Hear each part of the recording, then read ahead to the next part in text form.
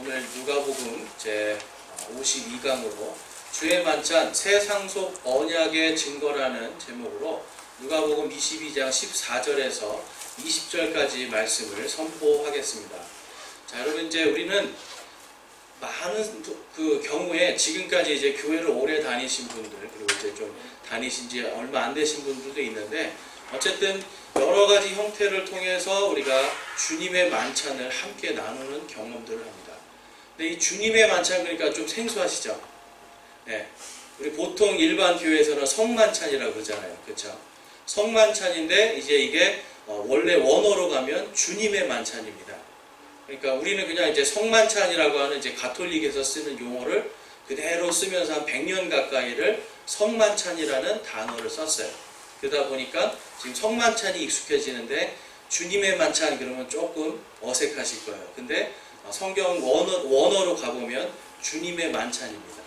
그러니까 이게 주님의 만찬, 주님께서 우리에게 반드시 모든 교회들이 하라고 제정해 주신 만찬이에요.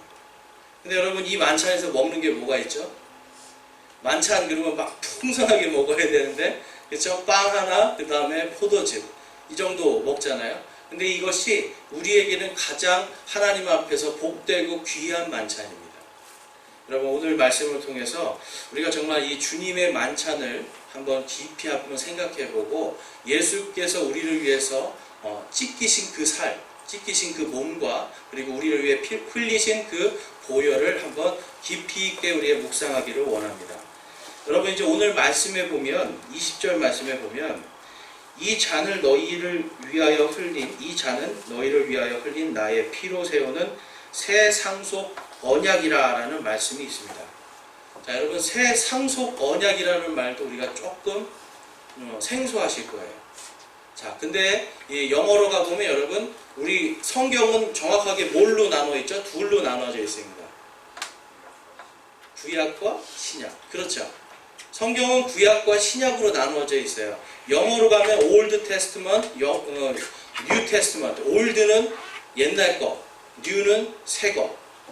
그러니까 이 옛날 것과 새 것이 있는데, 오늘 말씀에서 그리고 성경 말씀에서 구약이라는 말은 없는데 신약이라는 말이 있어요. 그래서 옛날 것, 율법, 구약 성경, 이스라엘 백성들이 읽던 거를 구약 성경, 그리고 교회들이 함께 읽는 것을 신약 성경이라고 합니다.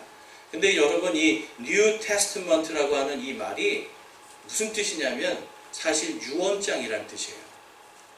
우리는 많은 경우에 신약 그러면 새로운 언약, 새로운 약속으로 생각하는데, 원어로 가서 보면 이거는 새로운 유언장입니다. 이 테스터먼트라는 게 뭐냐면 유언장이에요. 그러니까 여러분, 우리는 신약 성경을 보면 뭘 보고 있는 거예요? 예수님의 새 유언장. 구약 성경을 보면 뭘 보고 있는 거예요? 예수님의 옛날 유언장이에요. 근데 여러분 보시면 오늘 말씀에서 예수님이 아직 돌아가시기 전에 이 유언장을 주시는 걸 볼 수가 있습니다. 여러분, 유언장은 언제부터 효력이 있는 거죠? 유언장은 언제부터 효력이 있는 거예요? 유언장은 유언한 사람이 돌아가시면서. 근데 돌아가시면서 뭘 얘기하는 거예요? 내 재산을 누구에게 얼마, 큰아들에게 얼마, 큰딸에게 얼마, 이렇게 나눠주는 상속이잖아요. 상속에 대한 부분이 주로 유언장에 써 있습니다. 그래서 이 뉴 테스트먼트라고 하는 말은 새 상속 언약이에요.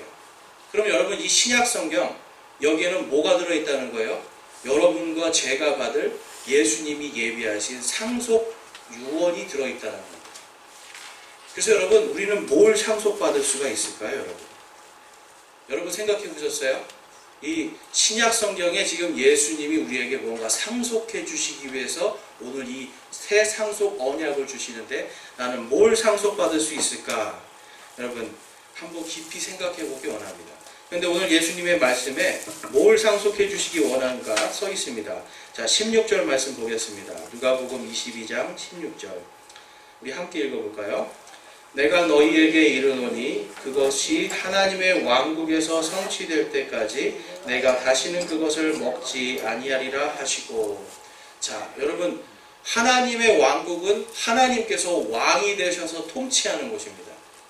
예수 그리스도께서 우리의 왕이시죠. 다시 오실 예수님 우리의 왕이시고 이 땅에 예수님의 왕국이 세워질 때 예수님께서 우리에게 무언가 상속해 주실 것이 있다라고 말씀하고 있는 거예요. 그럼 여러분 뭘 상속해 주실까요? 쉽게 말해서 여러분 한국 사람들이 제일 좋아하는 게 뭐예요?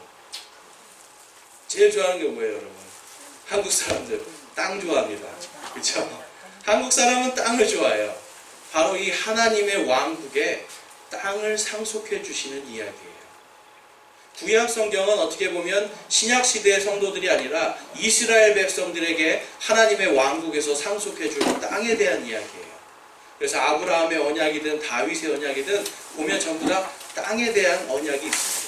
근데 이 신약 시대의 이 신약 성경에는 우리 예수 그리스도를 믿는 이방인 성도들에게 줄 하나님의 왕국에 있을 왕국에서 받을 땅의 상속에 대한 이야기예요. 근데 이 땅이 여러분 지금 우리가 살고 있는 이 땅들일까요? 아니죠. 앞으로 오실 하나님의 왕국에서의 땅을 이야기하고 있는 겁니다. 로마서 10장 1절에서 4절에 가보면 이런 말씀이 있습니다. 형제들아, 이스라엘을 위한 내 마음의 소원과 하나님을 향한 기도는 곧 그들이 구원을 받는 것이니라. 사도 바울은요 지금 뭘 얘기하냐면 하나님께서 이스라엘 백성들이 구원받기를 원한다라고 말씀하고 있어요. 그래서 이스라엘 백성들의 구원에 대한 상속에 대한 예언이 바로 구약 성경에 있는 겁니다. 그러니까 구약 성경을 읽을 때 우리는 1차적으로 이 말씀들이 누구에게 적용되어야 된다고 믿는 거예요? 이스라엘 백성들에게. 그렇지만 그 안에는 꼭 이스라엘 백성이 아니라 이방인에 대한 말씀도 있기 때문에 우리가 이 말씀을 잘 분별해서 봐야 돼요. 그 다음 2절 말씀 보겠습니다. 내가 그들에 대해 증언하노니 그들이 하나님께 대한 열심은 있으나 지식에 따른 것은 아니니라. 그들이 하나님의 의를 알지 못하여 자기 자신의 의를 세우려고 다니면서 하나님의 의에 복종하지 아니하였느니라.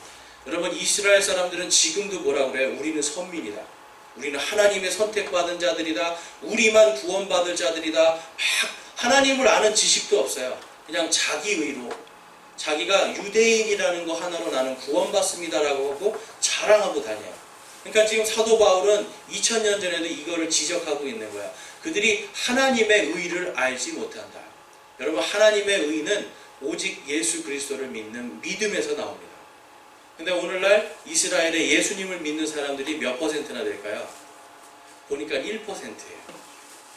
1%만 예수님을 믿어요. 나머지 사람들은 예수님을 믿지 않고 아직도 나는 유대인이기 때문에 구원받는다 하고 자랑하고 다니는 거예요. 자, 그랬더니 이 사도 바울이 4절 말씀에 이렇게 말씀하고 있습니다. 우리 함께 4절 말씀 보겠습니다. 그리스도께서는 모든 믿는 자에게 의가 되시기 위하여 율법의 끝마침이 되시느니라. 아멘. 여러분 이 율법이 무엇입니까? 바로 구약 성경입니다. 그러니까 구약 성경 율법의 끝마침표. 여러분 글씨를 쓰는데요. 글씨를 쓰고 합리 다하고 마침표를 찍어야 글이 끝나는 거잖아요. 구약 성경의 마지막 마침표가 누구시라고요? 예수 그리스도예요. 근데 바로 그게 예수님의 십자가가 구약 성경의 마지막입니다. 그래서 여러분 예수님이 십자가에 달려 죽으셔야 옛날 상속 언약이 효용이 있는 거잖아요. 구약 성경은요 이 메시아께서 죽으심으로 그분께서 죽으시고 자신의 피 흘리시고 부활하심을 통해서 구약 시대의 성도들에게 상속 유업이 가는 책입니다. 아까 제가 말씀드렸죠. 유언장은 누가 죽어야 되는 거예요? 유언한 사람이 죽어야 되는 거예요. 그러니까 구약 성경이 성취되려면 누가 돌아가셔야 되는 거예요? 예수님께서 돌아가셔야 돼요. 그래서 여러분 사도 바울이 율법의 끝마침이 되었느니라 라고 말씀하고 있는 것은 예수님께서 십자가에 달려 죽으셨기 때문에 이제는 구약 성경이 그분의 십자가의 보혈을 통해서 이제 효력 있게 발휘될 것이다. 그 이야기를 하는 거예요. 그래서 아까 10장 1절에 누가 구원받기를 원한다라고 말씀하고 있어요? 이스라엘 백성들이 구원받기를 원한다라고 말씀하고 있는 겁니다. 그래서 여러분 우리가 생각할 때에 지금 구약 시대의 하나님의 말씀들 그리고 이제 보면 여러분 오늘 예수님이 신약 새 상속 언약을 언제 주시는 거예요? 십자가에 달려 죽기 전에 주시는 거예요. 이해가 되세요? 여러분, 예수님의 이 모든 말씀들이 성취가 되는 그 효력 있게 발동이 되는 것은 바로 예수님이 십자가에서 돌아가셨기 때문에. 그래서 여러분, 우리는 신약 성경을 볼 때 한 가지 알아두셔야 되는 게 있어요. 언제부터가 신약이 시작됩니까, 여러분? 성경에서 언제부터 신약 성경이 시작됩니까? 이게 굉장히 중요한 이야기입니다. 마태복음부터 다 생각합니다. 근데 마태복음에서 어디서부터 신약 성경이 시작됩니까? 여러분, 바로 예수님이 십자가에 달려 죽으심으로. 제가 아까 유언장은 누가 죽어야 된다고 했죠? 유언하신 분이 죽으심으로. 그래서 신약 성경이 효력 있게 발동되는 순간이 언제냐면 바로 예수님이 십자가에 달려 죽으심을 통하여서 이제는 모든 사람들이 신약 성경을 통해서 예수 그리스도를 믿는 믿음으로 구원을 받고 하나님의 왕국을 상속받을 자격을 얻는 겁니다. 여러분, 예수님의 보혈의 피를 통해서 천국 가실 걸 믿으십니까? 여러분, 예수님의 보혈이에요. 주의 보혈로 우리가 천국을 상속받는 거예요. 이해가 되시죠? 유언장이기 때문에. 그러니까 주님이 만약에 십자가에 달려 돌아가시지 아니하였다라면, 그분의 보혈이 없었다라면 이 신약 성경에서 믿음으로 구원받는, 특별히 우리 이방인들이, 여러분, 성경이 쓰여질 당시에 한국이라는 나라를 알았을까요? 사도 바울이 한국이라는 나라를 알았을까요? 전혀 몰랐어요, 여러분. 그런데 예수 그리스도께서 십자가에 달려 피 흘려 죽으심을 통해서 이제는 이 대한민국에까지도 예수님의 보혈의 은혜가 임하고, 그걸 통해 우리에게도 하나님의 상속 언약을 주시는 겁니다. 바로 천국의 상속 언약, 하나님의 상속 언약을 우리가 받을 수 있는 사람들입니다. 그렇기 때문에 여러분, 오늘 말씀을 통해서 우리는 이 주의 만찬이 하나님의 왕국에서 받을 새 상속 언약을 상징한다는 걸 알 수가 있어요. 지금까지 여러분 이제 성만찬을 많이 드려보셨겠지만, 이런 거 할 때 내가 이게 하나님의 왕국을 앞으로 상속받을 거라는 상징이다, 하나님의 왕국을 상속받을 표적이다, 증거다라고 생각해 보셨어요? 우리는 그런 생각을 잘 안 해요. 그런데 오늘 예수님이 뭐라고 말씀해요? 이 잔과 이 빵을 언제 다시 먹겠다고 말씀하시는 거예요? 하나님의 왕국이 다시 임할 때, 그때까지는 내가 이것을 먹지 않겠다라고 말씀하는 거예요. 그래서 오늘 말씀을 통해서 우리는 주의 만찬은 바로 구원받은 자들이 먹는 것이다 라는 것을 알 수가 있습니다. 자, 14절 한번 보겠습니다. 누가복음 22장 14절 15절입니다. 시간이 이르매 그분께서 12사도와 함께 앉으시고 그들에게 이르시되 내가 고난을 받기 전에 너희와 함께 이 유월절 어린 양 먹기를 바라고 또 바랐노라 라고 말씀하고 있습니다. 자, 여러분, 여기서 이 어린 양, 유월절 어린 양에 대해서 말씀하고 있어요. 이때가 언제라는 겁니까? 지금 유월절이라는 거예요.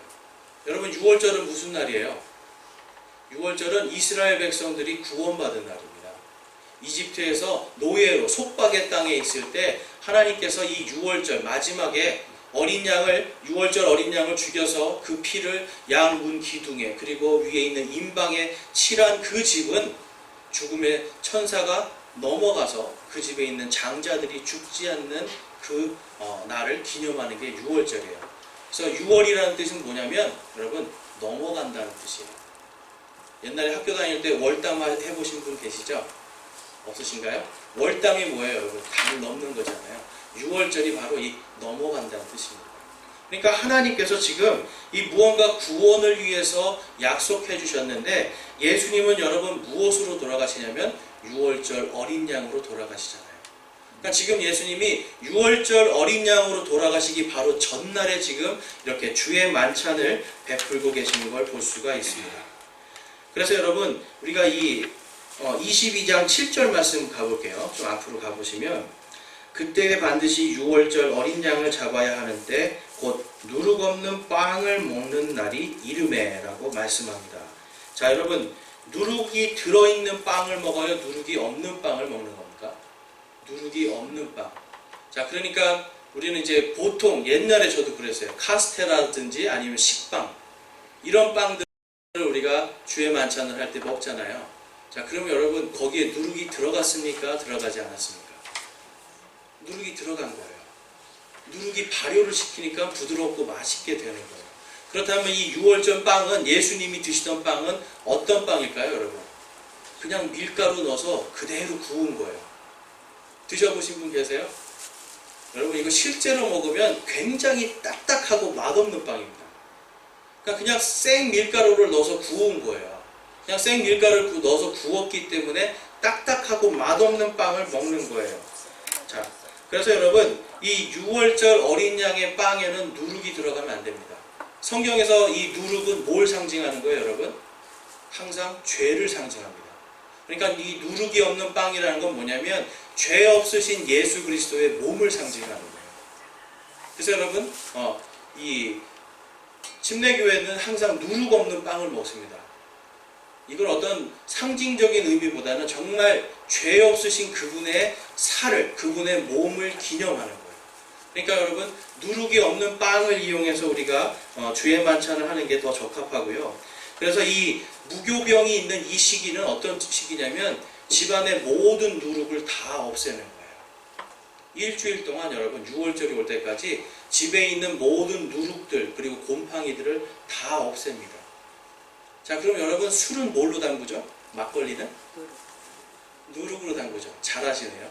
어떻게 아시는지. 자, 막걸리는 누룩으로 담죠. 그러니까 당시에 이 예수님이 지금 6월절 어린 양을 잡을 때 이 만찬장에 누룩으로 발효시킨 술이 있을 수 있을까요? 없는 거예요. 그래서 여러분 우리는 수십 년 동안, 수백 년 동안 많은 사람들이 이 포도주를 먹었잖아요. 근데 포도주는 뭐로 발효해요? 누룩으로 발효합니다. 그러니까 엄밀히 따지면 지금 예수님이 드신 건 뭐예요? 누룩 없는 빵, 죄 없는 예수님의 살을 상징하고 누룩 없는 포도즙, 지금 막 짠 포도즙. 왜냐하면 누룩이 들어가면 뭐예요, 여러분? 죄가 들어가는 상징이거든요. 그래서 6월절에 이 항상 여러분 이들이 6월절에 도망 나올 때 언제 이 술을 담궈가지고 발효를 시키겠어요? 아니잖아요. 바로 짜가지고 그대로 마셨단 말이에요. 그래서 이 주의 만찬에서는 지금 예수님이 제정하는 이때는 집안에 일체 누룩이 없습니다. 그래서 예수님이 드신 건 뭐예요, 여러분? 포도주입니까? 포도즙입니까? 포도즙이에요. 포도주스. 그러니까 이 당시에 우리가 상황을 잘 알면 우리가 이걸 알 수가 있습니다. 그래서 여러분 우리의 마음속에 지금 이제 예수님의 죄 없는 살 그리고 예수님의 죄 없는 피를 한번 잘 기억해 보세요. 예수님의 여러분 이 죄 없는 살이요, 이 딱딱한 빵을 먹으려면 어떻게 해야 되겠어요, 여러분? 우리는 이 옛날부터 떡을 뗀다 이게 하도 이제 익숙해지니까 무슨 생각을 하냐면 백설기 떡 말랑말랑한 거 이렇게 띄는 생각을 하잖아요. 근데 이 예수님의 지금 이 살을 상징하는 이 누룩 없는 빵은 어떤 빵이에요? 딱딱한 빵. 그래서 영어로 가면 break, 이렇게 확 부러뜨리는 겁니다. 확 부러뜨려가지고 주는 거예요. 예수님의 살이 여러분 완전히 다 찢기신 거잖아요. 고난이잖아요. 이거는 예수님의 고난을 상징하는 거예요. 그러니까 주의 만찬에 있어서 지금 우리가 주의 만찬을 할 때 뭐가 다 들어가 있냐면 예수 그리스도의 복음이 다 들어가 있는 겁니다. 주님의 찢기신 몸과 주님의 죄 없으신 분이 흘리신 보혈의 피의 모든 모든 은봉이 바로 이 주의 만찬에 다 들어 있습니다. 그래서 마태복음에 가보면 이런 말씀이 있습니다. 똑같은 말씀인데 한번 읽어보겠습니다. 이것은 죄들의 많은 사람들을 위하여 흘린 나의 피 곧 성회에서 언약의 아멘. 그래서 여러분 이 말씀대로 우리는 예수 그리스도께서 왜 피를 흘리셨는가? 새 상속의 언약의 피인 겁니다. 그래서 주님의 만찬을 할 때 우리가 포도즙을 먹을 때 새 상속의 언약, 무엇을 상속하신다고요? 하나님의 왕국을 나에게 상속해 주신다라고 하는 표적이에요.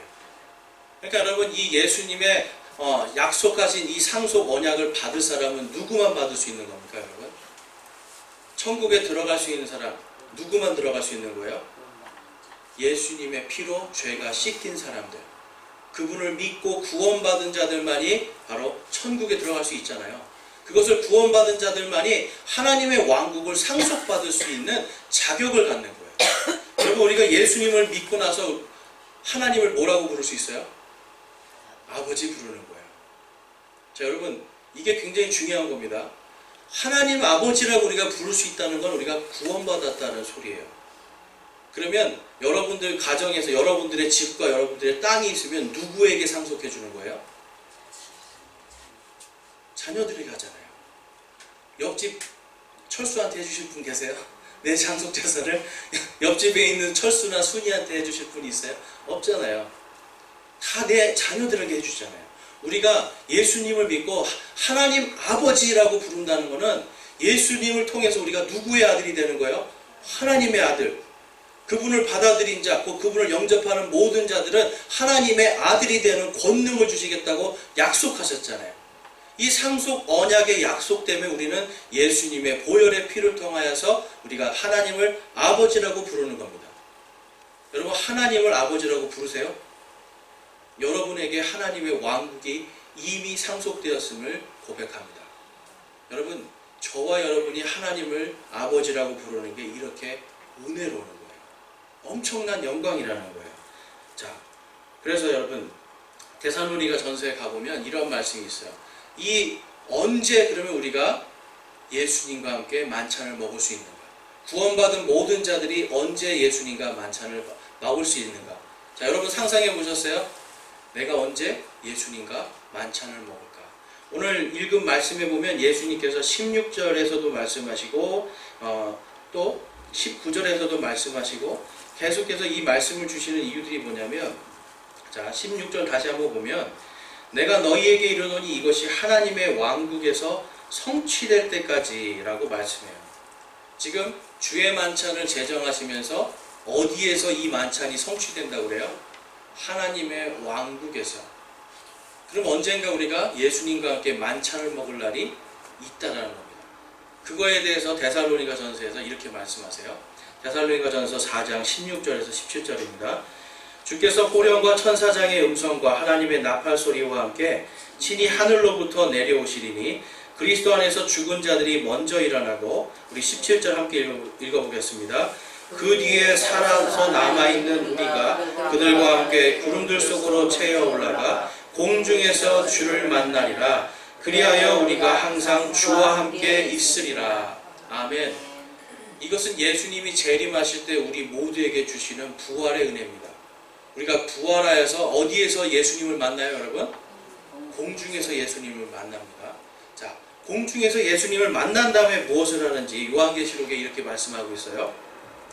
요한계시록 19장 7절에서 9절 말씀입니다. 우리가 즐거워하고 기뻐하며 그분께 존귀를 돌리지니 어린 양의 혼인잔치가 이르렀고 그분의 아내가 자신을 예비하였도다. 성경에서 이 예수님의 아내는 누구라고 말씀하고 있어요? 바로 우리 교회들이에요. 그러니까 지금 교회들이 공중에 올라가서 예수님을 만나고 그분과 함께 혼인잔치를 하는 거예요. 자, 그 다음에 9절 말씀을 함께 읽어볼게요.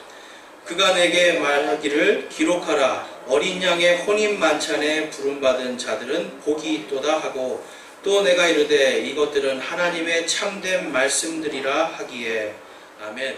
예수님께서 이 주의 만찬이 성취가 될 때가 언제라고 말씀하시는 거예요? 우리가 다 부활해서 공중에서 예수 그리스도를 만나고 그곳에서 어린 양의 혼인잔치를 할 때, 혼인 만찬을 할 때 이루어진다. 그럼 여러분 지금 우리가 드리는 이 주의 만찬은 공중에서 예수님을 만날 그 큰 엄청난 영광의 혼인 만찬의 그냥 작은 축소판인 거예요. 그러니까 예수님이 지금 제자들과 우리 성도들에게 주의 만찬을 주시면서 뭘 기억하라는 거예요? 예수님의 찢기신 살과 죄 없는 피를 생각하고 결국은 그걸 통해서 우리가 누구를 다시 만난다? 예수 그리스도를 다시 만난다. 그리고 그분과 함께 우리가 영광스러운 만찬을 함께 나눌 날이 있다라는 것을 성경이 말씀하고 있습니다. 그래서 여러분 예수님이 새 상속 언약이라고 말씀하시면서 이 주의 만찬을 주시는 거예요. 그 다음에 우리가 볼 것은 이 하나님의 왕국을 상속받은 자들만이 주의 만찬에 참여할 수 있다는 걸 볼 수가 있습니다. 우리 19절 말씀 한번 보겠습니다. 22장 19절. 또 하나님께서 빵을 집으사 감사를 드리시고 그것을 떼어 그들에게 주시며 이르시되 이것은 너희를 위하여 준 내 몸이라 나를 기억하여 이것을 행하라 하시고. 자, 저기서 지금 중요한 말씀이 있어요. 예수님께서 이것을 왜 주셨습니까? 나를 기억하라 라고 말씀하시는 거예요. 나를 기억하라. 자, 여러분, 예수님께서 찢기신 몸을 기억하라는 겁니다. 예수님께서 왜 나같이 보잘것없는 죄인을 위하여 죽으셨는가? 여러분, 왜 죽으셨습니까? 여러분? 저와 여러분에게 영원한 생명을 주시기 위해서 본인이 죽으신 거예요. 우리에겐 여러분, 죄의 삭은 사망입니다. 죄의 삭은 사망이라고 하는 사망 선고가 내려졌는데 우리 대신 누군가가 대신 죽어준 거예요. 그럼을 통해서 그분의 죽으심을 통하여서 그분의 찢기신 몸과 그분의 흘리신 보혈의 피를 통하여서 이제 우리는 무엇을 얻는 거예요? 죄의 사명과 영생을 얻게 되는 겁니다. 이사야서 53장 5절 말씀에 가보면 이런 말씀이 있습니다. 우리 함께 읽어보겠습니다. 그러나 그는 우리의 범죄들로 인해 부상을 당하고 우리의 범법들로 인하여 상하였노라. 그가 징벌을 받음으로 우리가 화평을 누리고 그가 채찍에 맞음으로 우리가 고침을 받았도다. 아멘. 많은 사람들이 이 말씀을 읽으면서 무언가 내 지금 아픈 몸이 치료되는 것을 생각하시는 분들이 많아요. 또 그렇게 설교하는 것도 많이 들어봤습니다. 근데 여러분, 지금 이사야에서 지금 이 그분 바로 예수님께서 우리들의 범죄로 인하여서 부상당하시고 상하시고 징벌받으시고 채찍에 맞아 찢기시는 그 몸이 무엇 때문에 그 모든 것들을 감당하셔야 됩니까? 우리의 아픈 몸 때문이에요? 머리가 좀 아픈 것 때문에? 아니면 내가 어디가 아픈 것 때문에 그런 거예요? 아닙니다. 여러분과 저의 모든 죄로 인해서 들어온 그 사망의 문제를 해결하여서 죽을 수밖에 없는 몸을 고치시는 거예요. 죽을 수밖에 없는 몸을 예수님의 그 찢기신 몸을 통하여서 고치셨다. 바로 여러분, 우리가 부활의 소망으로 영원한 하나님의 왕국으로 들어가는 소망을 지금 이사야는 이야기하고 있는 겁니다. 여러분, 부활의 소망이에요. 예수님께서 우리를 위해 채찍에 맞으시고요, 우리를 위하여서 십자가에 못 박히시고요, 우리를 위하여서 옆구리에 창을 맞으신 그 모든 게 무엇을 위해서 그 모든 순환을 당하신 거예요? 우리에게 영원한 생명을 주기 위해서. 네, 여러분, 영과 혼이 죽습니까? 영과 혼은 죽지 않아요. 무엇이 죽는 거예요? 우리의 육신이 죽습니다. 우리의 죽고 썩어서 없어져 버릴 이 육신 때문에 예수님이 맞으시고 못 박히시고 채찍에 맞으시고 옆구리에 창이 찔려서 돌아가셔야만 했던 거예요. 그래서 여러분, 예수님이 다시 오실 때 완전히 고쳐지는 일이 일어납니다. 그게 바로 아까 우리가 데살로니가 전서에서 읽은 부활의 소망이에요. 우리의 모든 영과 혼과 육이 다 고침받는 그날이 바로 예수님께서 다시 오시는 날임을 우리는 소망하고 있습니다. 그래서 고린도전서 15장 49절에서 53절에 보면 이런 말씀이 있습니다. 우리가 땅에 속한 그 사람의 형상을 지닌 것 같이 또한 하늘에 속하신 그분의 형상을 지니게 되리라. 자, 여러분, 이건 미래형입니다. 그분의 형상, 하늘에 계신 예수님의 형상은 바로 부활의 몸인 거죠. 아픔과 죽음과 슬픔과 괴로움과 모든 고통들이 사라지고 오직 하나님의 왕국 안에서 의와 화평과 기쁨이 있는 영원히 죽지 않는 그 몸, 예수님의 그 몸으로 우리가 다 부활할 것을 지금 사도 바울은 말씀하고 있습니다. 50절 말씀 함께 읽어볼게요. 형제들아, 이제 내가 이것을 말하노니 살과 피는 하나님의 왕국을 상속받을 수 없으며 또한 썩는 것은 썩지 않는 것을 상속받지 못하느니라.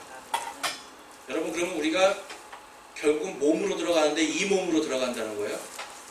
이 지금 사망으로 인해서 죽을 수밖에 없는 이 몸은 결코 하나님의 왕국을 상속받을 수가 없습니다. 그런데 예수 그리스도와 같이 부활한 자들만이 그분의 왕국을 상속받을 수 있다라고 성경이 말씀하고 있어요. 그래서 여러분, 51절의 말씀이 이래요. 보라, 내가 너희에게 한 가지 신비를 알리노니 우리가 다 잠자지 아니하고 마지막 나팔 소리가 날 때에 눈 깜짝할 사이에 순식간에 다 변화되리라. 무엇으로 변화되는 겁니까, 여러분? 예수님과 같은 몸으로. 여러분, 지금 우리가 주의 만찬을 할 때 예수님의 그 찢기신 살을 생각하면서 이거를 부러뜨리잖아요. 근데 이것을 부러뜨릴 때 우리가 뭘 생각할 수 있는 거예요? 내가 예수님과 같이 내가 다시 부활할 수 있다라는 소망을 갖는 거예요.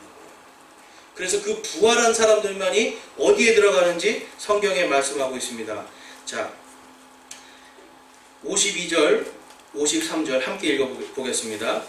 나팔 소리가 나매 죽은 자들이 썩지 아니할 것으로 일어나고 우리가 변화되니 이 썩을 것이 반드시 썩지 아니함을 입고 이 죽을 것이 반드시 죽지 아니함을 입으리로다.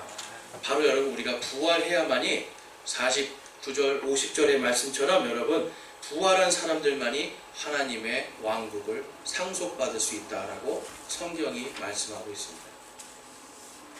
여러분, 우리가 많은 경우에 그냥 대충 생각해요. 나 예수님 믿었으니까 이제 천국 간다. 맞습니다, 여러분. 예수님을 믿고 우리가 지금 죽으면 우리의 영과 혼은 천국에 갑니다. 그런데 여러분, 예수님이 왜 찢기셨다고요?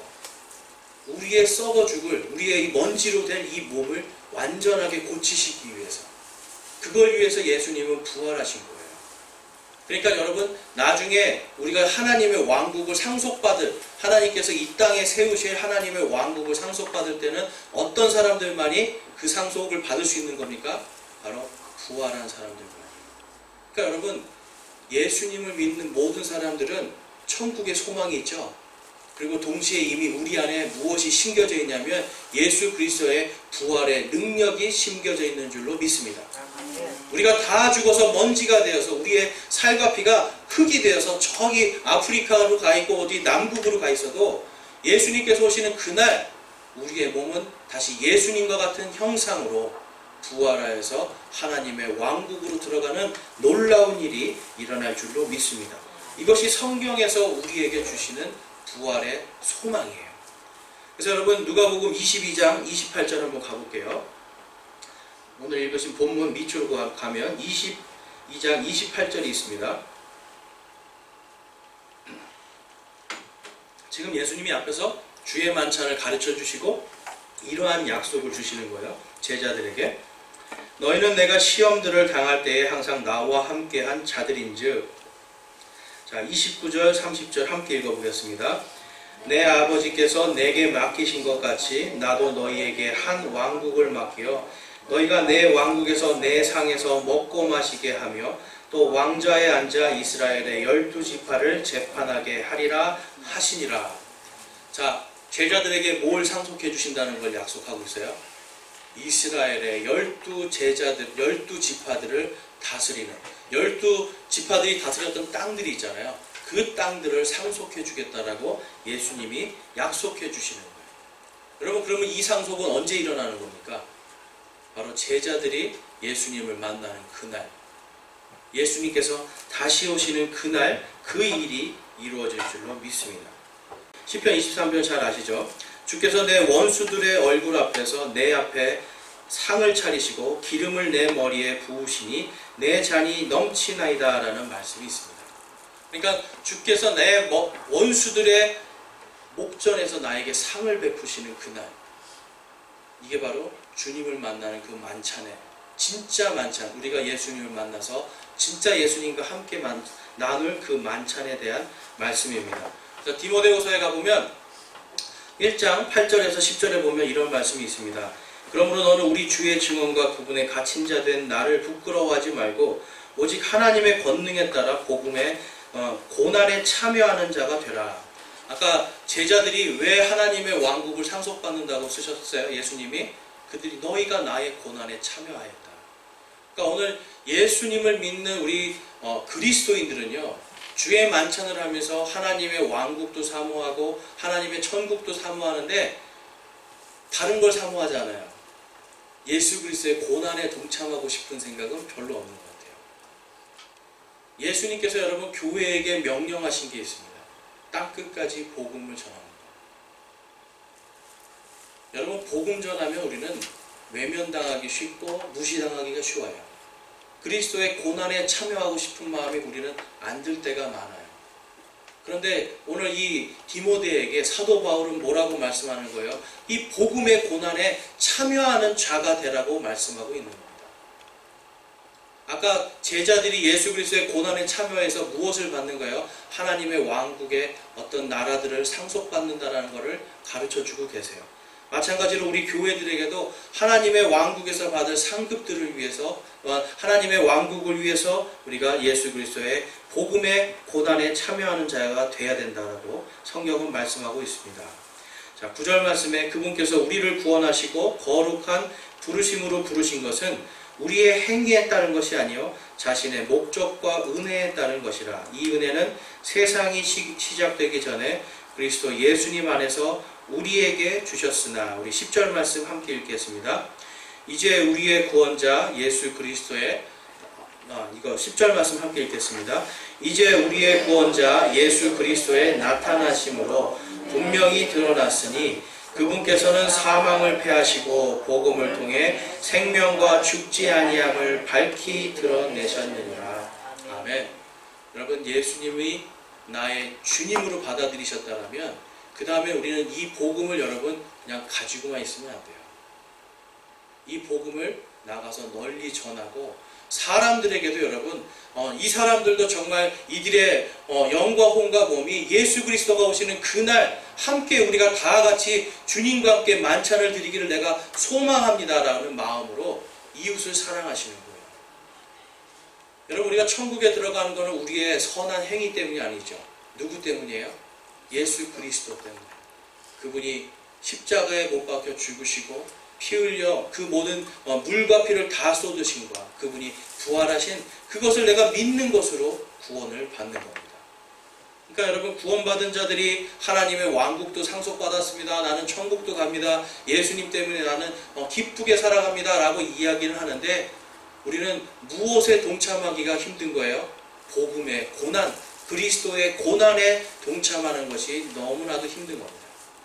여러분, 주의 만찬을 우리가 준비하면서 우리 마음속에 예수 그리스도의 그 죄 없으신 피를 마시고 예수님의 죄 없으신 그 살을 먹을 때에 그것으로 나는 만족하는 삶이 아니에요.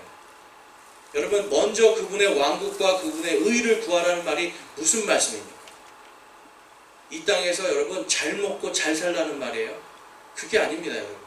우리의 소망을 이 땅에 두라는 것이 아니라 이 땅에서는 우리가 주님을 기억하고 주님의 보혈과 그분의 부활하심을 기억하면서 이 땅에서 주님의 고난에 동참하는 삶을 사는 것, 그것이 바로 그분의 왕국과 그분의 의를 구하는 삶입니다. 그래서 마태복음에 가보면 이런 말씀이 있죠. 마태복음 6장 31절에 그러므로 염려하여 이르기를 우리가 무엇을 먹을까, 우리가 무엇을 마실까, 우리가 무엇을 입을까 하지 말라. 예수님을 믿는 사람들에게 주시는 말씀이에요. 이 모든 것은 이방인들이 구하나니 너희 하늘 아버지께서는 이 모든 것이 너희에게 필요한 줄 아시느니라. 33절 34절 함께 읽겠습니다. 오직 너희는 첫째로 하나님의 왕국과 그분의 피를 구하라. 그리하면 이 모든 것을 너희에게 더하시리라. 그러므로 내일 일을 염려하지 말라. 내일이 자기 것들을 염려할 것이요 그날의 악은 그날에 족하니라. 아멘. 여러분, 그날의 악이 뭡니까? 하나님을 믿지 않는 악입니다. 성경에서의 선은 하나님을 믿는 선이고요, 성경에서의 악은 하나님을 믿지 않는 악입니다. 오늘 내가 무엇을 먹을까, 무엇을 마실까, 무엇을 입을까 하는 이 모든 염려들은 누가 한다는 거예요?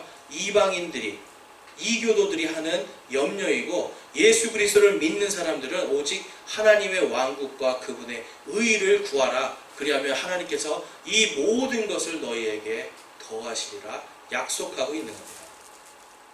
여러분, 하나님의 왕국을 소유한 자들이기 때문에 우리가 이 땅에 큰 미련을 가질 필요가 없어요.